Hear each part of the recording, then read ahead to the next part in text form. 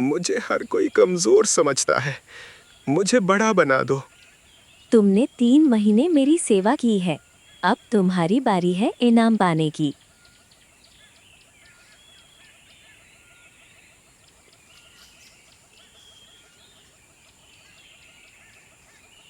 अंधेरी रात की शक्ति से छोटा जीव अब ताकतवर बने।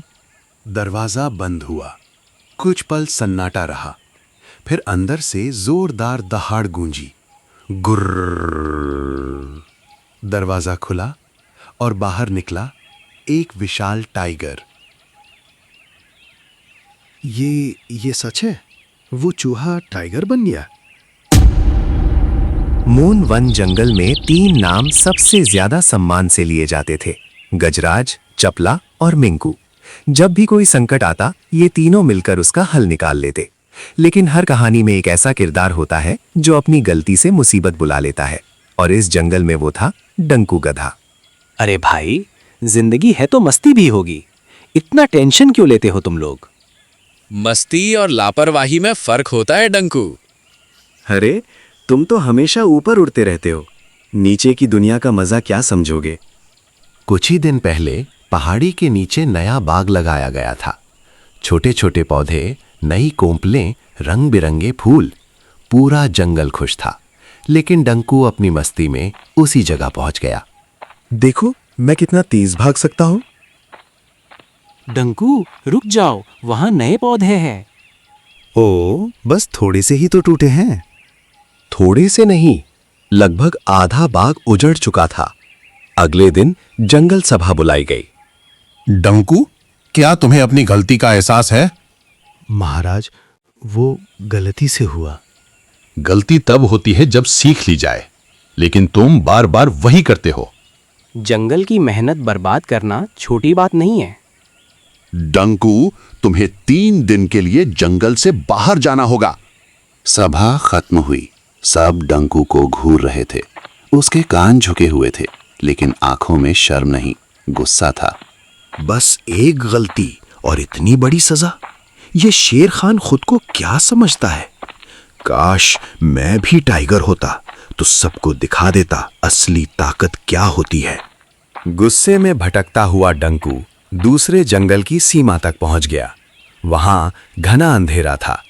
पेड़ों पर अजीब निशान बने थे और बीच में एक लकड़ी का रहस्यमयी घर। दरवाजे के बाहर खड़ा था एक दुबला पतला सियार। उसकी आंखों में चालाक चमक थी। किसी को ताकत चाहिए? तुमने मेरे मन की बात कैसे जान ली? जो गुस्से में होता है उसकी आंखें सब बता देती हैं। उसी समय एक छोटा चूहा रोते हुए आया। मुझे हर कोई कमजोर समझता है। मुझे बड़ा बना दो। तुमने 3 महीने मेरी सेवा की है, अब तुम्हारी बारी है इनाम पाने की।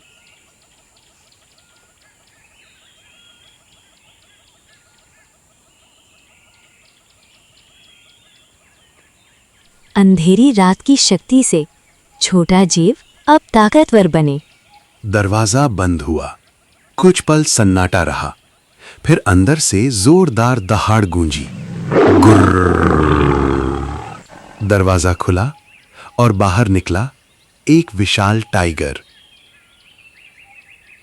ये सच है? वो चूहा टाइगर बन गया? जादू पर शक मत करो दोस्त, लेकिन हर जादू की कीमत होती है। अगर मैं तुम्हारी सेवा करूं, तो क्या तुम मुझे भी टाइगर बना दोगे? सेवा और थोड़ा सा काम, बस इतना करो, फिर तुम भी दहाड़ोगे। डंकू को नहीं पता था कि वो बदले की आग में अंधा हो चुका था। उसे ये भी नहीं पता था कि जिस टाइगर को उसने देखा वो सच था या एक खतरनाक भ्रम। अगली सुबह मिनी चिड़िया अपने घोंसले में लौटी। उसकी आंखें खुशी से चमक रही थीं। आज उसने 2 अंडे दिए थे, लेकिन घोंसला खाली था। मेरे अंडे? कोई है? मेरे अंडे कहाँ गए? अभी तो यहीं थे। मैं बस थोड़ी देर पानी पीने गई थी और मेरा अंडा नहीं मिल रहा है। पूरे जंगल में खबर फैल गई। सब घबरा गए। गजराज, चपला और मिंकू तुरंत मौके पर पहुंचे। घबराओ मत मिनी, हम पता लगाएंगे। यहाँ कोई पंजों के निशान नहीं है, लेकिन जमीन पर घसीटने का हल्का निशान है। और यहाँ अजीब सी गंध है, जैसे कोई बाहर से आया हो। उसी रात एक और घटना हुई। कालू भालू अपनी गुफा में था। उसका छोटा बच्चा गहरी नींद में सो रहा था। अचानक बचाओ बचाओ! ये आवाज किसकी है? वो बाहर भागता है, कुछ दूर तक जाता है, लेकिन कोई नहीं मिलता। कालू हाफते हुए, अजीब बात है, इतनी रात को कौन आवाज उठा रहा था? कुछ देर इधर उधर करने के बाद जब वो गुफा में लौटा, वहां उसका बच्चा नहीं था। मेरा बच्चा! किसने छुआ मेरे बच्चे को? अब जंगल में डर साफ दिखने लगा था। दो घटनाएं, एक जैसी चाल।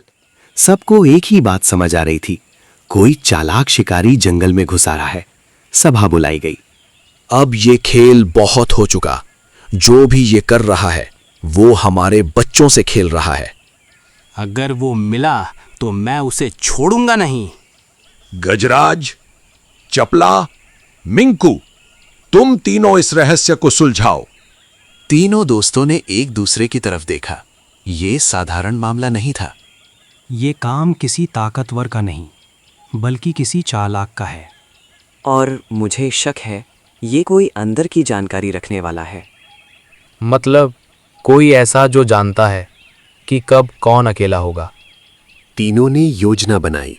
रात को हिरनी माँ जानबूझकर अपने बच्चे को गुफा के बाहर सुलाने लगी, लेकिन इस बार वो छुपी हुई थी। मिंकू पेड़ की ऊंची डाल पर बैठा था, गजराज झाड़ियों के पीछे, चपला चुपचाप निगरानी कर रही थी। रात गहरी होती गई। अचानक झाड़ियों में हलचल हुई। कुछ हिल रहा है बाईं तरफ। मैं देख रही हूं। धीरे धीरे एक साया पास आ रहा है। डंको धीरे धीरे बच्चे के पास पहुंचा। उसकी आंखों में डर भी था, लेकिन लालच ज्यादा था। बस एक और, फिर मैं टाइगर बन जाऊंगा, फिर कोई मुझे निकाल नहीं पाएगा।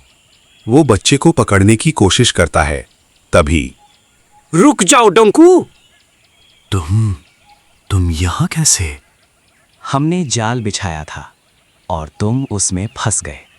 तो ये सब तुम कर रहे थे? आज तुम गया? डंकू पीछे हटने लगा। उसके पैर कांप रहे थे। नहीं, मैं मजबूर था। मुझे टाइगर बनना है। टाइगर? तुम्हें किसने ये सपना दिखाया? वो सियार, उसने सच में एक चूहे को टाइगर बना दिया। तीनों दोस्त एक दूसरे को देखने लगे। मामला अब और गंभीर हो चुका था। मुझे शुरू से शक था, कोई बाहर वाला है। तो असली मास्टरमाइंड वही है। डंकू, हमें अभी उसी सियार के पास ले चलो। डंकू कांपते हुए रास्ता दिखाने लगा। पूरे जंगल के जानवर भी पीछे पीछे चल पड़े। रात और गहरी हो चुकी थी। पेड़ों के बीच वही रहस्यमयी घर दिखाई दिया। दरवाजे के बाहर वही चालाक सियार खड़ा था। उसके चेहरे पर मुस्कान थी। अरे वाह, आज तो पूरी बारात आ गए। बस खेल खत्म सियार। बच्चे कहाँ हैं?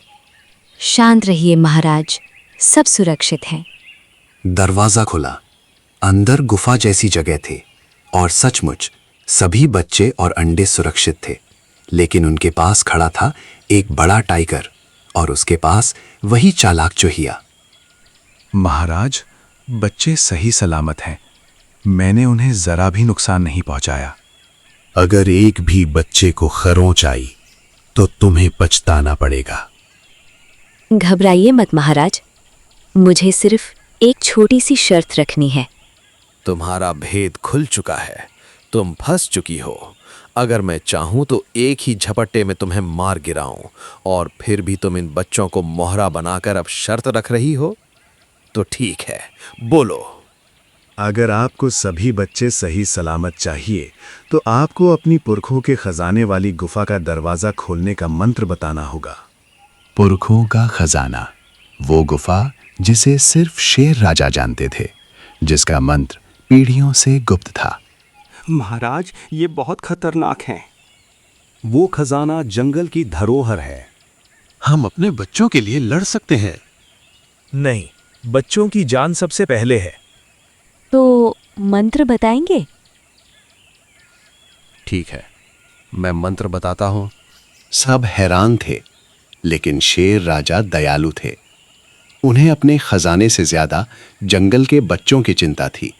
जब चांद आधा हो और 3 बार दहाड़ गूंजे, तब पत्थर के दरवाजे के सामने बोलना, सिंह वंश की शपथ, द्वार खुलो।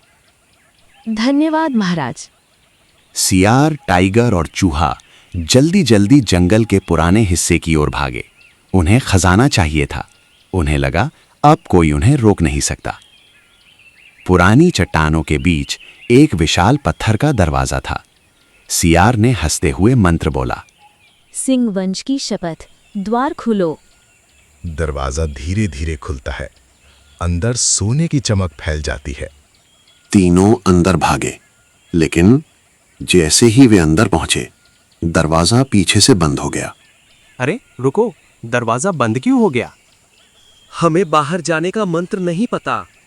हाँ, शेर राजा ने दरवाजा खोलने का मंत्र बताया था, लेकिन बाहर आने का नहीं। खजाने की गुफा में एक गुप्त नियम था। जो लालच में अंदर जाए, वो तब तक बाहर नहीं आ सकता जब तक उसका दिल साफ ना हो। सुबह होने लगी। शेर राजा गुफा के पास आए। लालच हमेशा अंधा कर देता है। मैंने बच्चों को बचाने के लिए मंत्र बताया, लेकिन खजाना सिर्फ ईमानदार के लिए है। महाराज, आपने तो चालाकी से चालाक को हरा दिया और बिना लड़ाई के जीत हासिल की। बच्चे सुरक्षित हैं, यही सबसे बड़ी जीत है। गुफा के अंदर सियार, टाइगर और चूहा अपने लालच के साथ कैद रह गए। जंगल में फिर से शांति लौट आई थी। बच्चे सुरक्षित थे। सब जानवर राहत की सांस ले रहे थे। लेकिन डंकू गधा अभी भी एक कोने में चुपचाप बैठा था। वो गहरी सोच में डूबा हुआ था। शेर राजा ने उसे देखा और उसके पास आए। क्या हुआ डंकू? तुम अभी भी परेशान लग रहे हो। अगर आज आप सब मुझे पकड़ नहीं लेते, तो शायद अब तक मैं भी टाइगर बन चुका होता और सारे जानवर थक कर हाँप रहे होते और मैं दहाड़ रहा होता। कुछ पल के लिए सन्नाटा छा जाता है। फिर अचानक पूरा जंगल जोर से हंस पड़ता है। डंकू हैरान रह गया। उसे समझ नहीं आया कि सब क्यों हंस रहे हैं। डंकू, अब भी तुम्हें समझ नहीं आया? वो सियार कोई जादूगर नहीं था। जब चूहा घर के अंदर गया था, टाइगर पहले से ही अंदर छुपा था। चूहा अंदर ही रुक गया और टाइगर बाहर आया। बस इतना सा खेल था। लेकिन तुमने बिना सोचे समझे यकीन कर लिया। अब डंकू को सारी बात समझ में आई। उसकी आंखें झुक गईं। उसे एहसास हुआ वो इतने समय तक एक साधारण चाल को भी नहीं समझ पाया था। तो मतलब वो सच में जादू नहीं था? मुझे लोमड़ी ने गधा बना दिया। डंपू, तुम पहले से ही गधे हो। जंगल जोर से हंस पड़ता है। अब डंकू भी हल्का सा मुस्कुरा दिया। उसे अपनी भूल समझ आ चुकी थी। बाकी जानवर इसलिए हंस रहे थे क्योंकि वे पहले ही समझ चुके थे कि सियार कोई जादूगर नहीं था। लेकिन डंकू अभी तक उस झूठ पर विश्वास किए बैठा था। सब खुश थे, लेकिन शेर महाराज के दिमाग में अभी भी एक सवाल घूम रहा था। आखिर वो लोमड़ी कौन थी और उसे पूर्वजों के खजाने के बारे में कैसे पता चला? क्या आपको पता है? कमेंट में जरूर बताएं।